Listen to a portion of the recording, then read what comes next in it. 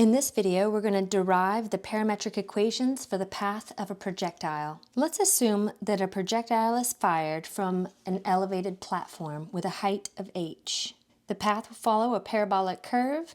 Let's also assume that the angle of elevation measured back to the horizontal is given by alpha, and that we have an initial velocity vector of v naught. And the angle between v naught and the horizontal is this alpha. So the magnitude of this initial velocity represents the speed of the projectile when it is initially fired. And we can also represent this initial velocity vector in terms of its components by looking at the mag v naught times the cosine of the angle alpha as the x component, and then mag v naught times the sine of angle alpha as the y component. What we're trying to derive are the parametric equations that will make up the components of the initial position vector, and we're going to see that these are those parametric equations.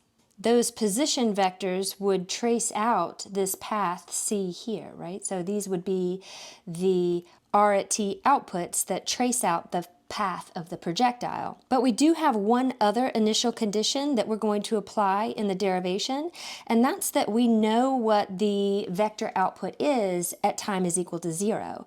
We know that since we are firing from this elevated platform, our initial position, or our initial position vector, is going to be 0 as the x component and h as the y component. So this is our initial position vector, R naught, and we again were also given the initial velocity vector v naught. So one other declaration that needs to be made before we begin is the information about the acceleration vector. The acceleration that's going to be applied here is the acceleration due to gravity.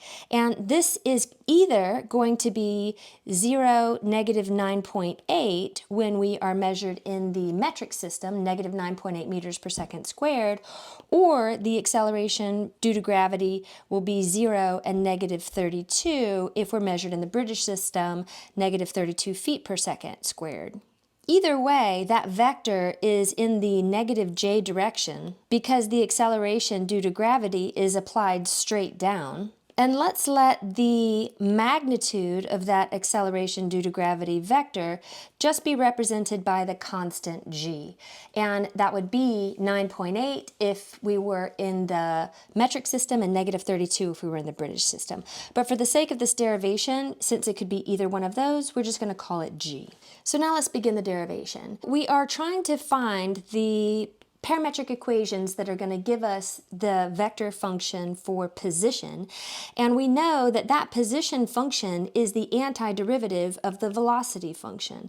But we also know that the velocity function is the antiderivative of the acceleration function, and since we actually have the acceleration function because we're going to be using the acceleration due to gravity, that's where we start. So we can get the velocity function by integrating the acceleration due to gravity function with respect to time. And I'm going to drop the functional notation to try to make this a clean derivation. So the acceleration due to gravity vector was one of these. Now remember, it could be either 9.8 or negative 32. We were going to let the magnitude be equal to g, so in the general form, let's say that the acceleration due to gravity vector is going to be 0 in the direction of x, and then negative whatever value we're going to use for that gravitational constant. So we'll just call it negative g for the derivation. So we are integrating the vector where the x component is 0 and the y component was the negative magnitude of the gravity, and we're integrating this with respect to the parameter. To integrate a vector function, we are going to get a vector where we integrate each of the individual components. So we're integrating 0 with respect to time, and we're integrating negative g with respect to time, and those are going to be the two components of the velocity vector. So the antiderivative of 0 is just going to be some constant, and the antiderivative of negative g, a constant, will be negative g times the parameter. Remember, we're integrating with respect to the parameter, and then we also have the possibility of getting another different constant over here. Now, let's recall that we have information about the initial velocity. So we're going to apply that initial condition. The initial velocity vector, sometimes we call it v naught, but another way of expressing that is v evaluated at 0. Those are the same thing. Our initial velocity vector was mag v naught times the cosine of alpha as the x component and mag v naught times the sine of alpha. And just as a reminder, that came from up here when we were declaring our initial conditions. So when I plug 0 into the velocity vector that we currently have, we can say two things. Plugging 0 into the velocity vector that we got from integration gives us c1 and then minus g times 0 plus c2. But we also know that that initial velocity vector is equal to mag v naught times the cosine of alpha and mag v naught times the sine of alpha. So both of these things are true, which means that these components have to be the same. So we're going to set c1 equal to mag v naught times the cosine of alpha. And since negative g times 0 is just 0, that tells us that c2 is going to be by itself mag v naught times the sine of alpha. So now let's improve on our velocity vector function to say that the velocity vector function can be completely represented by c1, which we found to be mag v naught times the cosine of alpha as the horizontal component, and then the vertical component is negative acceleration due to gravity times t, so negative gt, plus c2, which we found to be mag v naught times the sine of alpha. So this is our new and improved velocity vector, and let's recall that in order to get the position vector, all we need to do is to integrate this velocity vector with respect to the parameter. So that's what we'll do. So our position vector is going to be a vector where the components come from the integrals of the individual components of the velocity vector. So we're just going to integrate both of these things in order to get the position. So the integral of the first component, let's just rewrite this down here, is the integral of mag v naught times the cosine of alpha with respect to the parameter, which means that both of these are considered to be constants. The integral of the second component is negative g times the parameter, a variable, plus mag v naught times the sine of alpha, which is also a constant, when we integrate with respect to t. And these antiderivatives are going to give me the components of the position vector. So let's go ahead and call this my x parametric equation, and this one our y parametric equation, and essentially these are the ones that we are trying to derive, the components of the position function. So our x parametric equation is going to be this antiderivative. Well, since all of this is a constant with respect to t, we're just going to end up with that constant, which is mag v naught times the cosine of alpha, times t, plus the potential for some constant. Now I'm going to go d1 this time since we already used the c1 in the previous iteration.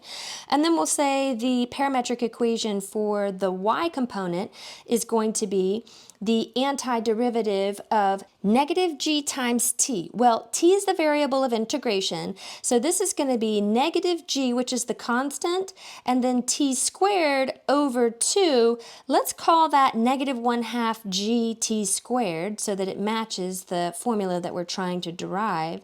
Now, the mag v naught times sine alpha, all that is a constant again, so we'll say that constant times t is the integral of that second piece, and then again we need to hold space for the possibility that there's a constant at the end here. Now we're going to apply the other initial condition, which told me that when we plug in 0 for the parameter, the initial position was 0h, right? Because we fired the projectile from an elevated platform.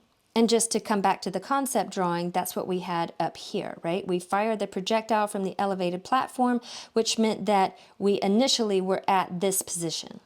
So where we are currently is that the position function has an x component of mag v naught cos alpha as the coefficient on t, and then plus d1 as the potential constant for the x parametric equation. And then the y component is negative 1/2 gt squared plus mag v naught times the sine of alpha as the coefficient on t plus the potential for some other constant d2. When we apply this initial condition, when we plug in 0 for t here, and here, and here, what we get from this first component is just going to be 0 plus d1, so that's just going to be d1 here, 0 plus 0 plus d2, so that's just going to be d2 here. We also know that the initial position was 0h. So while it's d1, d2, it's also 0h, which means that our d1 value has to be 0 and our d2 value has to be h.